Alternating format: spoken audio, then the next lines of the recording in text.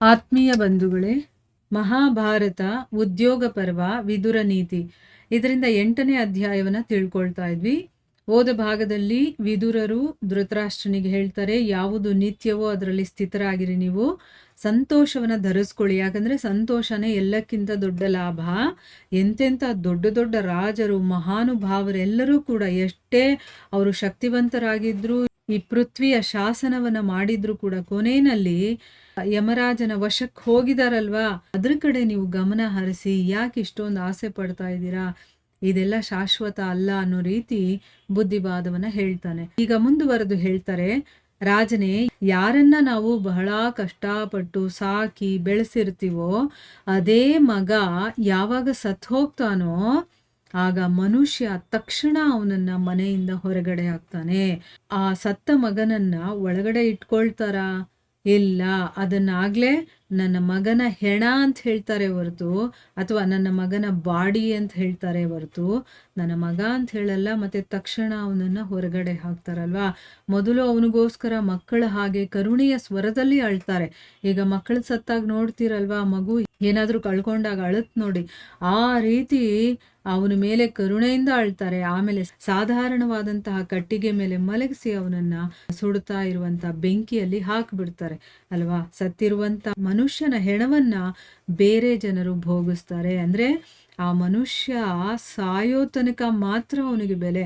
ಸತ್ತ ತಕ್ಷಣ ಅವನ್ ನನ್ನ ಮಗ ಅನ್ನೋದು ಕೂಡ ಮರ್ತು ಅವ್ರನ್ನ ಹೊರಗಡೆ ಹಾಕ್ಬಿಡ್ತೀವಿ, ಮತ್ತೆ ಸುಟ್ಟು ಬಿಡ್ತೀವಲ್ವಾ. ಸತ್ತಿರುವಂತ ಮನುಷ್ಯನ ಹಣ ಇರುತ್ತಲ್ಲ, ಅದನ್ನ ಮಾತ್ರ ಬೇರೆ ಜನರು ಭೋಗಿಸ್ತಾರೆ. ಆಮೇಲೆ ಅವನ ಶರೀರದ ಧಾತುಗಳು, ಒಳಗಡೆ ಇರುವಂತ ಮೂಳೆ, ಮಾಂಸ, ಮಜ್ಜೆ ಇದೆಲ್ಲ ಇರುತ್ತಲ್ಲ, ಅದನ್ನೆಲ್ಲ ಪಕ್ಷಿಗಳು ತಿನ್ನುತ್ತೆ, ಅಥವಾ ಬೆಂಕಿಯಲ್ಲಿ ಅದನ್ನ ಹಾಕಿ ಸುಟ್ಟು ಬಿಡ್ತಾರೆ ಅಂತಂದ್ಬಿಟ್ಟು ಹೇಳ್ತಾ ಇದ್ದಾರೆ. ಅಂದ್ರೆ ಈ ಶರೀರಕ್ಕೇನೂ ಬೆಲೆ ಇಲ್ಲ. ಅದಕ್ಕೋಸ್ಕರ ನಿನ್ನ ಒಳಿತು ಏನಿದೆಯೋ, ನಿನ್ನ ಉನ್ನತಿ ಅನ್ನೋದು ಯಾವ ಕಡೆ ಇದೆಯೋ ಆ ಕೆಲಸವನ್ನ ಮಾಡು, ಯಾಕೆ ಇದನ್ನೇನೋ ಮಾಡ್ಕೊಂಡಿದ್ಯಾ ಅಂತಂದ್ಬಿಟ್ಟು ಹೇಳ್ತಾ ಇರೋದು. ಈ ಮನುಷ್ಯ ಪುಣ್ಯ ಪಾಪದಿಂದ ಕಟ್ಟಿ ಇವೆರಡರ ಜೊತೆ ಪರಲೋಕಕ್ಕೆ ಹೋಗ್ತಾನೆ. ಅಂದ್ರೆ ಇವನು ಹೋಗಬೇಕಾದ್ರೆ ಏನೂ ತಗೊಂಡೋಗಲ್ಲ, ಅವನು ಏನು ಮಾಡಿರ್ತಾನೋ ಪಾಪ ಪುಣ್ಯಗಳು ಅದನ್ನ ಇವನ್ ಜೊತೆಗೆ ತಗೊಂಡು ಹೋಗ್ತಾನೆ. ಹೇಗೆ ಹಣ್ಣು ಹೂವು ಇಲ್ಲದೆ ಇರುವಂತಹ ವೃಕ್ಷಗಳನ್ನ ಪಕ್ಷಿಗಳು ಬಿಟ್ಟುಬಿಡುತ್ತೋ, ಅದೇ ರೀತಿ ಆ ಪ್ರೇತವನ್ನ ಅವನ ಜಾತಿಯವರು ಅವನ ಜೊತೆ ಹೋಗಿರ್ತಾರಲ್ಲ ಮಶಾಣದವರೆಗೂ, ಅವ್ರೇನ್ ಮಾಡ್ತಾರೆ, ಅವನ ಜಾತಿಯವರಾಗಿರ್ಬೋದು, ಅವನ ಸುಹೃದಯಗಳಾಗಿರ್ಬೋದು, ಅಥವಾ ಆ ಮಗನ ಚಿತೆಯನ್ನ ಅಲ್ಲೇ ಬಿಟ್ಟು ಹಿಂದಿರುಗ್ತಾರೆ. ಯಾರೂ ಜೊತೆನಲ್ಲಿ ಹೋಗೋದಿಲ್ಲ ಅಲ್ವಾ.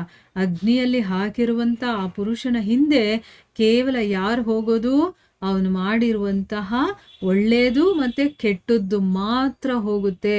ಅದಕ್ಕೋಸ್ಕರನೇ ಮನುಷ್ಯ ನಿಧಾನವಾಗಿ ಸ್ವಲ್ಪ ಸ್ವಲ್ಪ ಪ್ರಯತ್ನ ಪಟ್ಟು ಧರ್ಮದ ಸಂಗ್ರಹಣೆಯನ್ನೇ ಮಾಡ್ತಾ ಇರಬೇಕು. ಈಗ ನಾವು ನನಗೆ ಟೈಮ್ ಇಲ್ಲ ಅಂತ ಹೇಳ್ತಿರ್ತೀವಲ್ವಾ, ಆಧ್ಯಾತ್ಮಿಕದ ಕಡೆ ಗಮನ ಕೊಡಿ ಅಂತಂದ್ರೆ ಸಾಕು, ನಂಗೆ ಸಮಯ ಇಲ್ಲ ಅಂತ ಹೇಳ್ತೀವಿ. ಯಾರಿಗೆ ಆ ಸಮಯವನ್ನು ಕೊಡ್ತಾ ಇದ್ದೀವಿ? ನಮ್ಮ ಮನೆಯವರಿಗೆ. ಅವ್ರು ಏನಾದರೂ ನಾವು ಸತ್ತಾಗ ನಮ್ಮ ಹಿಂದೆ ಬರ್ತಾರಾ? ಇಲ್ಲ. ಹೋಗ್ಲಿ, ನನ್ನ ಪಾಪ ಪುಣ್ಯಗಳನ್ನು ಅವ್ರು ಏನಾದರೂ ತಗೊಳ್ತಾರಾ? ಇಲ್ಲ. ಹಂಗಾದ್ಮೇಲೆ ನಾನು ಯಾವುದಕ್ಕೆ ಇಂಪಾರ್ಟೆನ್ಸ್ ಕೊಡಬೇಕು? ನನ್ನ ಕರ್ತವ್ಯ ಮಾಡ್ಬೇಕು, ನಾವಿಲ್ಲ ಅಂತ ಹೇಳ್ತಾ ಇಲ್ಲ.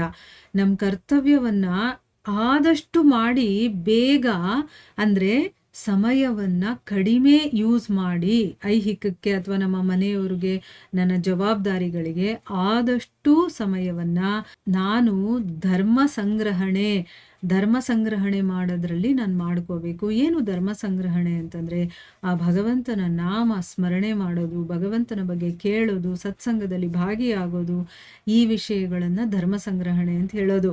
ಅಂತ ಕೆಲಸದಲ್ಲಿ ನಾವು ತೊಡಗಬೇಕು ಜಾಸ್ತಿ, ಆಯ್ತಾ. ಈ ಲೋಕ ಮತ್ತೆ ಪರಲೋಕದ ಮೇಲೆ ಮತ್ತೆ ಕೆಳಗಡೆ ಇರುವಂತಹ ಎಲ್ಲಾ ಕಡೆನೂ ಕೂಡ ಬರೀ ಅಜ್ಞಾನ ರೂಪಿ ಅಂಧಕಾರನೇ ಹರಡ್ಕೊಂಡಿದೆ. ಅದು ಇಂದ್ರಿಯಗಳನ್ನ ಮಹಾಮೋಹದಲ್ಲಿ ಹಾಕೋದಕ್ಕೆ ಕಾಯ್ತಾ ಇದೆ. ಅದಕ್ಕೆ ನಾವು ಹುಷಾರಾಗಿರ್ಬೇಕು. ನಾವು ನಮ್ಮ ಉನ್ನತಿಗೆ ಏನು ಬೇಕೋ ಇಲ್ಲಿ ನಮ್ಮ ಸ್ವಾರ್ಥವನ್ನ ಇಟ್ಕೋಬೇಕು ನಾವು.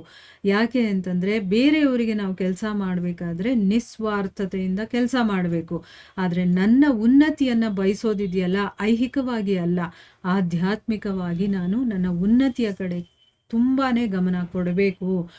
ಅಲ್ಲಿ ಮಾತ್ರ ನಾವು ಕಾಂಪ್ರಮೈಸ್ ಆಗಬಾರ್ದು. ನನ್ನ ಸಾಧನೆ ಏನಿದೆಯೋ ಅದನ್ನು ನಾನು ಪ್ರತಿನಿತ್ಯ ಮಾಡಬೇಕು. ಸತ್ಸಂಗ ಅನ್ನೋದು ತುಂಬ ಇಂಪಾರ್ಟೆಂಟು.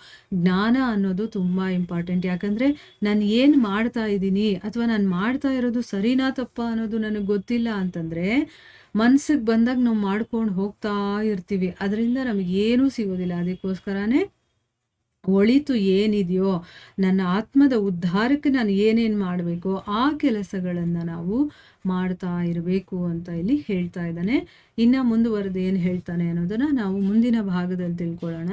ಹರೇ ಕೃಷ್ಣ.